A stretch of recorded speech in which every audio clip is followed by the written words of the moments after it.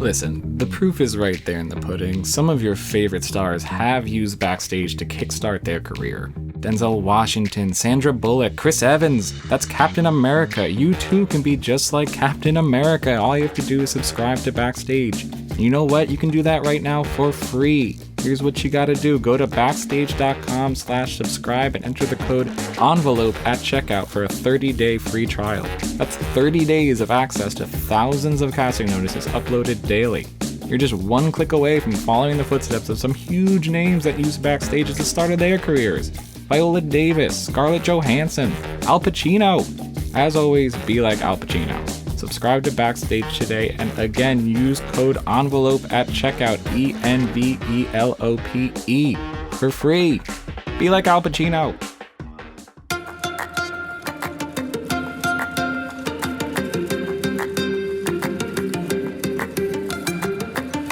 Welcome to In the Envelope, a podcast from Backstage, the one-stop shop for actors and creators both above and below the line. I am your host, Vinnie Mancuso, Backstage senior editor and professional entertainment obsessive. I'll be your guide through every corner of the creative industry with the help of some of your favorite stars. Here you'll find intimate, in-depth talks with today's most award-worthy names in film, television, and theater. Along the way, we'll get advice on living your best creative life, relatable stories of the highest highs and lowest lows, and maybe, just maybe, a rare peek in the envelope.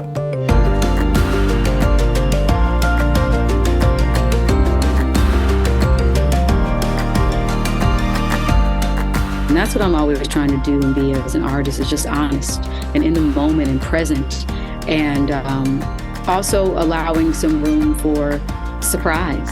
That element of like, wow, okay, I surprised myself. Like I had it mapped out, but I was present and something else came from it.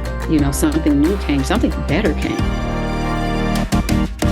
Welcome to In the Envelope, the Actors Podcast. I am your host, Backstage senior editor Vinnie Mancuso, and if you are listening to this on the day it drops, it is of course November 24th, 2022. Happy Thanksgiving to all who are listening. And if you're not, well, we're still extremely thankful for each and every person who listens to this podcast.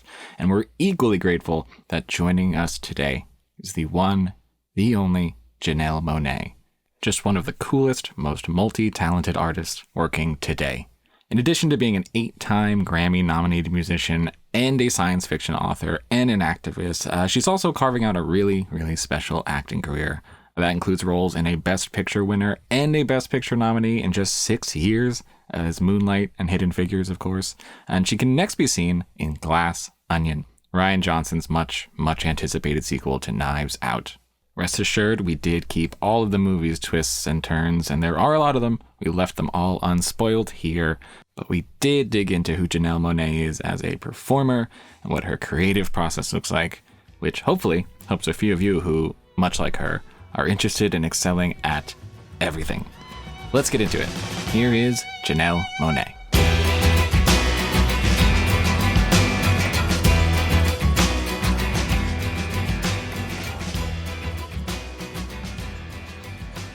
Janelle, thank you so much for being here. I'm so excited to talk to you. This is, of course, the Backstage podcast. This episode won't be debuting until Thanksgiving, but I would definitely kick myself if I talked to you and did not compliment you on your Halloween costume this year. Plata Laguna from The Fifth Element. Incredible. Thank you so much. I had so much fun transforming. What? I can't believe you saw that. It was, well, first of all, it's at the top of your Instagram still. And yeah, I don't know. I'm a big fan of anyone who goes all out for Halloween. And I know that, you know, just watching your career, I know that you will get the character one day that becomes a Halloween staple. I know that's the goal. Can't wait. I love transforming and becoming something outside of my everyday self. And that's why I love Halloween, because I think it gives people like that permission to just be free. And, you know, I think you picked a pretty good career for transformation. You are one of the best at it. And I do want to talk, of course, about Glass Onion, in which you put on a very incredible performance. The last time you talked to us to Backstage was 2020, and you said something very interesting. You said, I don't pick my roles pick me. I'm curious, in what ways did Glass Onion pick you? I definitely thought about working with Rian Johnson for years, like years. Ever since I saw his film Looper, I was blown away by it. I was like, who is this guy who loves time travel as much as me? I thought he was doing something innovative in it. And it was like, I wish I had written it, starred in it, directed it. It was like one of those films. And so I went down this rabbit hole of watching everything he had done. And he had done, his first film, Brick, which was a whodunit, set in high school. I watched everything up until Knives Out. And I just love the chemistry, like between him and Daniel and this iconic detective. And I was like, this is a smart director. It's a yes. So before I even read the script, and then he sends the script, I'm like, Rian, you are so good. Like the twists, the turns, and the characters he had written, the character he had it for me in mind was just like, the only thing I can say about it is like, it's a dream role. I was like, the amount of range as an actor that you'll be able to just do, like this is an actor's dream role. And then I saw that it was set in Greece. I was like, it went from yes, hell yes, to fuck yes. Yeah, the list just kept growing. Absolutely. Let's do it. Yeah. Is this I was just kind of looking through IMDb. Is this the first on-screen role you did not have to audition for? Is this the first one that someone brought to you and asked and said, I wrote this with you in mind? I think Rian says he does not write with a specific actor in mind. Mm-hmm. Obviously, this is he and Daniel. This is their baby. Mm-hmm. For Daniel to say, yes, she's the person for this part. And for Edward, who also told me that when my name had come up, when he had signed on, he was like, absolutely. So I'm just so humbled that they would see me as a person who could take on this role and do it justice. This is a tough one to talk about without spoiling. I know that this has probably been a long day of trying not to spoil this for people. So I will just say that this, and you've mentioned this before, of course, is that this is a role that allows you to show off a wide range. It's a character, with multiple layers to unpeel. So I'm wondering, as an actor, as a performer, when you're presented with this role, what is this sort of the first step for you for sort of pulling all that back and finding the truth of the character? I always start with the spirit. What is the spirit of this person, of this character? What are they after? What do they want? And depending on the role, they could be a bad person, good person, everything in between. I mean, what's really evil? What's good? When you're talking about characters and about circumstances, there's a lot to unpack with this character. It's a lot of mystery behind this character. So you do want to, I start with the spirit. And once I'm locked into that and I get my body into the clothes and, I start doing pre-production rehearsals and going through the script and marking it up and like getting into it. That's when I start building. And I had a wonderful collaborator in Rian Johnson. Like he was always, like everything was on the page. There was nothing that he had written and I was like, I was like, no, I cannot wait for this scene. Like here, I'm able to do comedy. I'm able to do like this character is comedic, has comedic moments, some humorous moments, has that deep, dramatic, emotional, heavy lifting that, I'll need to do all the way to action. Like I'm finding myself working with a stunt coordinator in the middle of Greece. So it was a lot to manage, but I'm so thankful to all of the films that I'd done prior to filming Glass Onion, because it prepared me to be available and ready and ready to go to a new height with playing Andy. You mentioned, sort of finding the spirit of the character. I'm curious in what ways it changes during all of those different elements, during all those layers of the process. Is that something where once you find it stays the same, or are you sort of open to being like, what I thought my character might do here is not what I think they might do here now? Is that something that evolves, or is that something where when you find that core tenet, is that what kind of guides you, your North Star, the entire way? Yeah, I mean, you start at the core, but you leave room for the spirit to grow and to become something, to show you, to reveal more about itself. And that's what I allowed myself to do. You start with, what you think and you also leave room for that spirit to reveal more about itself. What else is she trying to say? What else can she do? It will evolve over time, especially after you try it. Because sometimes you can have something in your head and you think that this is it, you got it. And you look at a take and you're just like, I don't think that's what, I don't think that's what's needed. So it's a lot of that. It's a lot of just, taking risks, being wrong, being right, and having a wonderful director who is open to collaborate and exploring it with you. I was just, I was just thinking about looking at Rian Johnson's career, looking at your career, and I do think there's this sort of overlap between you creatively in the way that you take these genres, and in his sense it's the whodunit, and with you it's the more of like the Metropolis style sci-fi cyberpunk, and you kind of modernize it and make it about today. And I'm curious if what your conversations are like with Rian about just like the creation process and the creative process and stuff like that, even outside of specific character work. Did you find that you were on that sort of that wavelength where you wanted to elevate the genre and you wanted to modernize the genre? Like, what were your conversations like basically about the creation process? They were so fun. We were like two big kids, like one-upping each other on, ooh, we can do this, we can do this.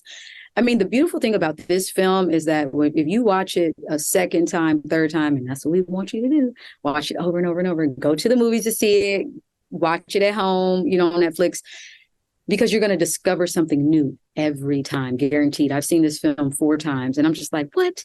I didn't see that. That clue was like right there in my face. And I think Rian, he says this himself, like his goal as a director or the writer was to play fair. Like everything that this movie says, it does. Like once you get to the twist, once you get to the ending, if it says this is how things went, if you rewind it back, you will indeed see that is how things went.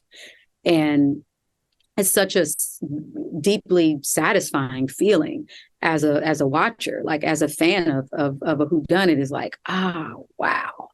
I thought I knew, but I had no idea, or I knew, and I can't believe they pulled the wool over my head. So knowing that he wanted to collaborate with me on just, planting clues, and he wanted to collaborate with all the other actors on planting clues in this whodunit film was so fun, because we could just look back and be like, remember that little thing we thought wasn't going to make a big difference became the like the thing that everybody who's watched it is talking to us about. Yeah. I'm curious how that affects, and this is sort of getting into the specifics of performance and movement and stuff like that, how you approach the moments. Because this is the kind of a film where a small acting choice you make can be a clue. It can be something. So I'm curious, how you approach the day where you're of course trying to stay present. You're trying to let things happen naturally, but it's also a performance and also a film that calls for you to have very precise characterizations, stuff like that. How do you balance the sort of the needs of the very twisty plot with being present and doing what feels natural in the moment? Well, I mean, I love the script. Like I was saying, everything was on the page. I was excited about just playing it how it was on the page. And I think once I started to rehearse and do the spirit work of the character and, get my clothes on, all of that, like it became something else. It went up a notch. And I'm so collaborative. I look at myself as somebody who has good ideas as well. And Rian as well has wonderful ideas. And it was just like, may the best idea win. Like we want the best for the character, for the film, and just being objective about that. And also I did have a lot to manage with this role. And I think, I just think you just lock in and you get it done. Like you just set up a system, like I couldn't be on my phone and text messaging and with friends and fam. So I would have to just let them know, like, hey, I'm in Greece right now. Like I'm doing like one of my dream roles and working with people. Like I want this to go well. And you just, you got to lock into that. You have to, that's a part of what makes you an actor and a professional is doing what you need to help you support this role and be present in creating and crafting this role. It's interesting that this was filmed during a very particular time in a very particular circumstance. And it was kind of, a bubble situation where there was the pandemic and you were in Greece and you were all sort of together. Is that the reason why you sort of totally locked in, no cell phones, stuff like that? Or is that something that you've found that you've helped from role to role? Or is that something specific that you did for Glass Onion? Yeah, that's a part of my process. There are moments where you just want to be in that world. I'm in Glass Onion, Knives Out, and I think social media, phones, like those are so many different worlds. Yeah, you just have to know yourself. It's interesting that you say that, because this role does present so many more things on screen that you haven't gotten to do before. And I think you mentioned a lot more comedic beats than you've gotten to do on screen than you have, which is interesting because, like I said, I've scrolled through your Instagram, I've seen your public persona. It's not that you haven't. You're very funny. It's not that you've never been funny on screen. So I'm curious, what this role taught you about the intricacies of, specifically film comedy, on-screen comedy, and how that differed from just like, being a funny person. Timing is everything. Like comedic timing, I have to tip my hat to so many comedians and so many actors who do comedies. Like it's not it's not easy, to land the jokes that are on paper. With Ryan, like he had written them. I was laughing when I was reading some of the things, and some of them were my lines. Like Birdie J has so many funny moments in this film. I mean, to Edward, everybody has that one line or two that I can recite and be like, that was funny as hell. Like how they delivered it, really like made it even more funny. You can't pre-think about it though either. There has to be some sort of like being present in the moment. Don't try to make yourself be funny. Just be funny. Just be honest. Be truthful, to who you are and that character in that moment, and magic will happen. And was that a result of a lot of trial and error? I feel like, at Backstage, we try and teach people how to do a lot of things. And a lot of things that people ask about is they go, how can I learn comedic timing? And it's one of the hardest things because it's one of kind of unexplainable. So I'm curious, how much in terms of working with your castmates and finding those comedic beats, and even the small comedic beats that it's just like a reaction or a nonverbal reaction shot or something like that. Was that a result of a lot of trial and error, a lot of sort of trusting yourself, making those mistakes, and how much of it was, getting it right on the day? All of it, everything you said. Some days you had it, some days you didn't, some days you were sure. Like, I know that this is it, and it might not be it. But the beautiful thing is who you're creating with. And I felt like I could trust everybody I was in a scene with. We didn't just make a movie and come in as actors and not communicate. Like we had a lot of time to bond. We couldn't get sick, we couldn't get COVID, so the producers and everyone like really reinforced that if we got sick, the production would be stopped, and nobody wanted to be that person. And we stayed together. We stayed in that COVID-free bubble, and Ryan would do really, really cool things like host murder mystery parties for us on Saturdays. Like we'd go get drinks at the bar upstairs at the hotel, and I may or may not have been in full character. Who's to say? As Sherlock Holmes, the top hat with the the mustache, the cane, the cape. Like I would show up like that and be ready to play and not take everything so seriously. And we would go to each other's rooms and hang out and just get to know each other as people, as humans. And I think that trust, that bond that we did off screen really did show up on screen. It really worked to our advantage, where you felt safe enough to like say something corny or improvise, and you just knew your scene partner had you. I've actually, I've gotten a lot of interesting, differing answers on this podcast about whenever I ask about chemistry and, what it means to actors, how much it helps, how much it doesn't, what it even means in terms of like, you can still have a great scene, even if you don't particularly, like the person, and how much like that chemistry really, what it means. So I'm curious, what it means to you in general, and like what this film, because we keep coming back to it, it was filmed in a very particular circumstances where you were pretty much around your cast and had to be around your cast 24/7. So I'm curious what this movie in particular taught you about chemistry. Oh, it's everything. It is everything. For me, like I have to know that I mean, sometimes you go through certain productions where you don't have time to bond. You know, we were in the pandemic together, so we had in filming this, so we kind of had to stay together in a sense, which was a blessing. But prior to that, you freedom of choice to just go do whatever you want to do, and you don't get an opportunity to really spend good time with people. And you're meeting people who are coming from so many different walks of lives, and they may be socially awkward, and they may not know how to communicate in that way. So you just kind of pretend to like each other on set. But this was a different thing. And that's why I keep talking about it. And I was shouted, like, it's such a special experience where you get it. And I've had other ensembles, like with Moonlight and with Hidden Figures. Like I have real still lifelong friendships with those folks. Like we bonded too. And this was another one where, thank God, like we like, it wasn't for fake. It was like the emotional investment that we had in each other was a real thing. Yeah. Incredible. Something else I saw you said, I was just sort of, going down your previous interviews and stuff like that. And the way you talk about performing is so interesting. And I just want you to sort of elaborate on some of the stuff you said. One of that is, you said being a good actor is about being a good listener and a good watcher. That's something you've learned. And I'm curious, how exactly you came to learn that and what that means in how you have sort of adopted that into your performance and your process and stuff like that.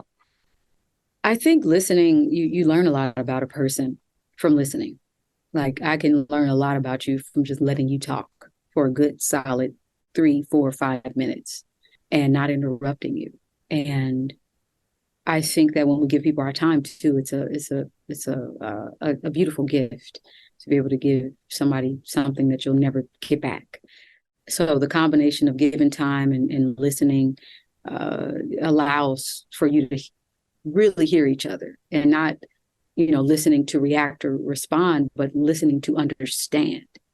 And I think a lot of acting is about understanding what your scene partner is going through personally, professionally, what their character is going through, because that helps you inform how you're going to respond. That is that first connection of how you all will communicate with each other is based off the information you know about each other.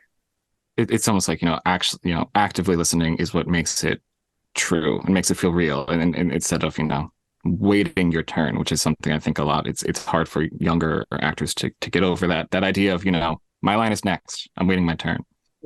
Yeah Something else you said, as this was specifically about Glass Onion, that I found very interesting is it was a quote about sort of some like you knew what it took to get a take, and when you get that take, you're sort of waiting for the release, I think is how you said it. And I'm curious if you could sort of try and put that into words, into like, what is the release of, wow, that was the take? And what are you striving for when you're on take 3, 4, 5, stuff like that? What is it that you are looking for as an actor when oh, I think that was the take? I mean, I'm looking at, do I believe you, Janelle Monáe or Andy, or, whatever character I'm playing? Do I believe this? Does it feel honest? Was I honest in the moment?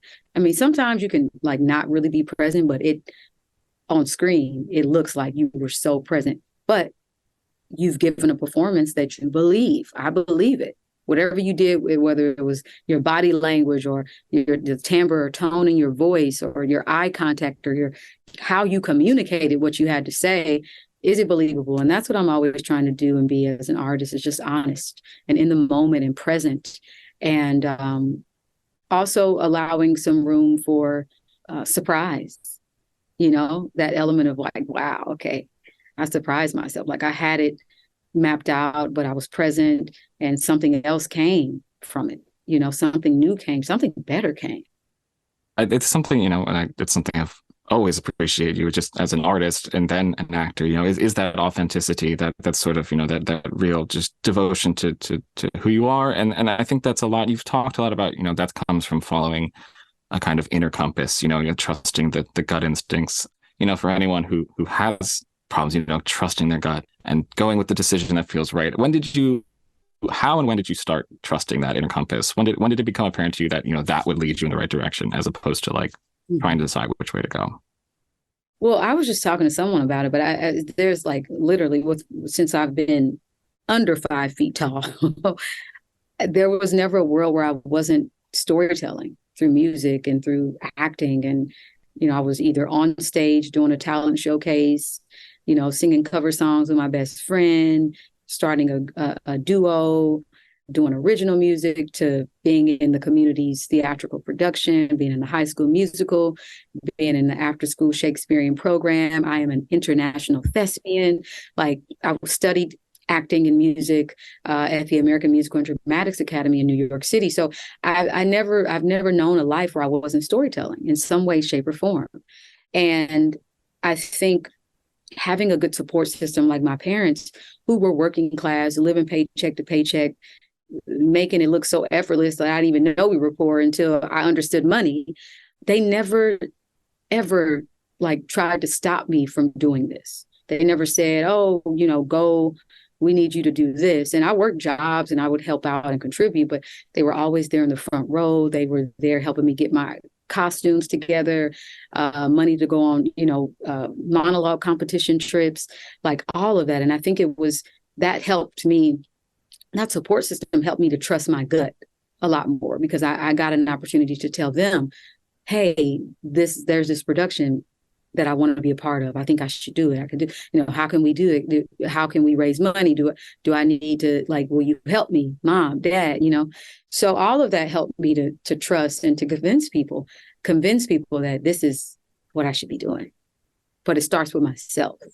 It starts with me. And it wasn't always like that, because there were some moments where just life happens and I didn't get an opportunity to. I remember being a part of, I also am a writer, and I was writing at the Young Playwrights Roundtable with the Coterie Theater in my hometown. And it was a beautiful program, but they had a no late policy. You could not be late to the after school program. Well, I was sharing a car at the time with my mom, and my mom was working. I believe she was either a janitor at that time. And so I would drive to school, have to leave school, go pick up my mom, drop her off, and then go to that program. But there were some times where my mom was still cleaning and she had to work overtime. And so it made me late. And I remember them kicking me out of that program. And I was heartbroken. I'm talking about oh my God, this is the kind of program where actors would perform your work if it was good enough. And it helped define me as a writer. And I was like, this is the end. I'm never going to be able to do what it is that I love. And, and I would do it all over again for my mother. I would stay after for however long she needed me to stay, because that is my mother and I love her with all my heart. But it just shows that it doesn't always go in your favor. There are moments of doubt. There are moments of when you get kicked out of a program and you think here, this is it. I need this. And it all works out in the end. It all works out. Incredible. Well, before I let you go, I did want to ask this because you're just a person with just an incredibly impressive creative output. It's multi-talented, it's multi-mediums, it crosses genres. So I'm curious, for people who have the ideas swirling and they're not sure what to grab onto, what is it that sort of makes you decide that to be pulled in that direction, to go towards that medium next, to focus on this one thing? Is there, do you have something that makes you decide it, or is it sort of just still this is what's pulling me? Sometimes it's a combination of things. It depends on what season I'm in, what challenges I want, as an actor, as a performer, as a storyteller. This year earlier, I was very fortunate to release my first science fiction book full of, 5 short stories. And I collaborated with 5 different writers for each of them, and it was a concept that I had, stories, ideas I had, and being able to collaborate with them, sort of like this literary mixtape, was a dream that I wanted to do. And I during the pandemic, when my music stuff was getting canceled, I found time to just buckle down and do those sort of thought experiments around concepts and to really build community in that way. So it just depends on and I've always wanted to do that. I've always wanted to be a published author, and this role, up into this role, it was important to take on a role like this, to challenge me in new ways. And have the space and time to do it is another thing. So I'm thankful for the team that I have that helps me figure out if there's something that I'm just super passionate about. Some things I'll have to say no to. Some things, you know what I mean? I can't do everything. Well, I guess I can because I am an android. Yeah. I was going to say evidence suggests you can do everything, so I'm not sure. You know what it is? I have clones. So all of my clones go out and they are they are representatives for the many things that I put my heart and my spirit to.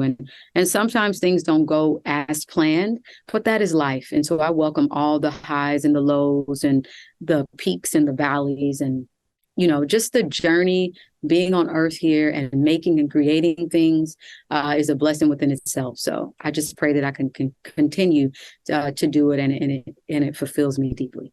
Amazing. Well, Janelle, again, thank you so much for being here.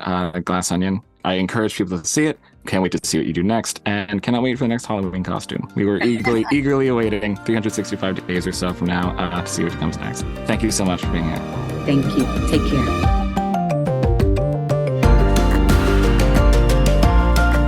Thanks, as always, to our brilliant producer, Jamie Muffett, and to the whole team at Backstage. Samantha Sherlock, Mark Stinson, Caitlin Watkins, and of course, Casey Howe.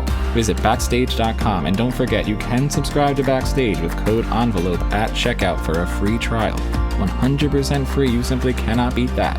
For more exclusive content, find us on Facebook and Twitter at In The Envelope, and subscribe, share, and leave a comment. Who should we interview next? Let us know. Thanks for tuning in. We'll see you next time for another peek in the envelope.